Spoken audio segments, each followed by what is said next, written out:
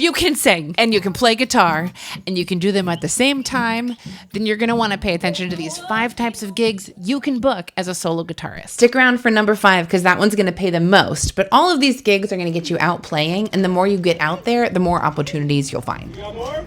Oh, yeah. This is a little bit too fun. Number 1, bars, restaurants, and wineries. There's a captive audience. There's a guaranteed pay. You're not responsible for marketing or promoting the show. Usually between like $150 to $300, which unfortunately is the same thing they used to pay in the 80s, but that's still what it is today. In my experience though, you usually can do pretty good at these gigs if the audience is full, if the restaurant is hopping, and you are able to make a good impression. There's a food truck out back, and hello. So drinks come from inside, food truck out back.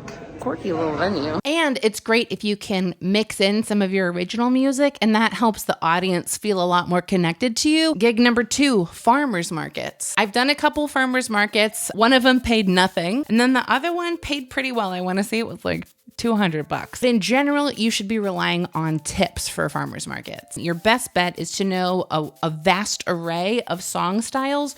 So if there's like older folks there, you can play them some oldies. Or if there's like a lot of young families, you can whip out your Disney songs. Parents love giving cash to their little ones so that they can run up and drop it in your case. Which brings us to our next kind of show, which is a house concert. House concerts are the best if you're a writer and you have your own material to share. What happens to old condoms you flush down the toilet? There is a lot of ways to do house concerts, though. The method I've used comes from Shannon Curtis in her book called No Booker, No Bouncer, No Bartender, How to Make $25,000 on a 2-month House Concert Tour. The model is basically find a host who will provide a party for their closest friends that you can provide the entertainment to. You inform the guests that it's a pay-what-you-want house concert. Make sure that the host invites at least 20 of their closest friends and family. Sometimes people co-host because not everybody has 20 close friends. I know I don't. And what you do ask of the host, the guests have a comfortable place to sit and watch the music, like a theatrical setting that people are seated and calm and paying attention. And I've done a couple house concerts that were 2 sets long, but I just keep it to a tight 1-hour concert, leave them wanting more, then hang out at the party and schmooze with the guests after. People usually give like $20.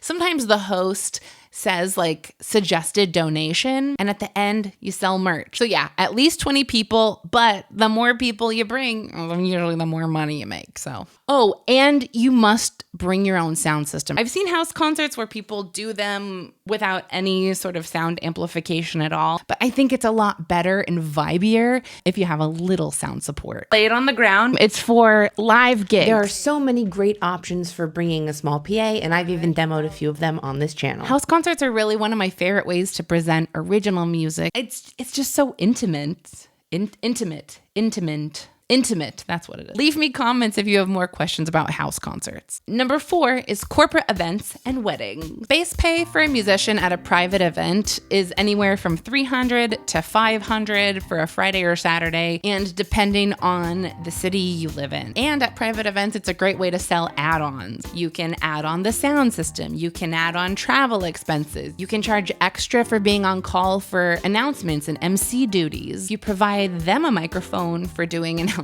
and MC duties. God, I'm saying duties a lot. Duties! And if it's too far to drive home after the event, you can ask the client to put you up. Corporate gigs and private events are usually the cushy kind of gigs. Usually, the real game to these kinds of gigs is you charge your premium price and you make it work for the client. It helps to know a whole lot of tunes. Some clients request certain tunes or genres. Some request some specific songs to specifically not play the do not play list. And if they ask you to learn a special song in particular, you can charge extra for that as well. It's their party, not your concert. By the way, if you're learning from this video, please don't forget to subscribe. Thanks. Oh, and for all of these gigs so far, you have to provide your own background music for your set break. Silence kills the vibe, so just have your BGM prepared. And then the final gig that you can do as a solo guitarist is a cruise ship soloist. Solo guitar gigs on a cruise ship should pay about $2,000 a week, and you don't have to pay room and board. It's often 2 hours a day, 6 days a week, removed from your entire real life on land for what could be months at a time. I sang on cruise ships for a couple years as part of the party band. It's an amazing experience that I feel like every musician should get a chance at doing.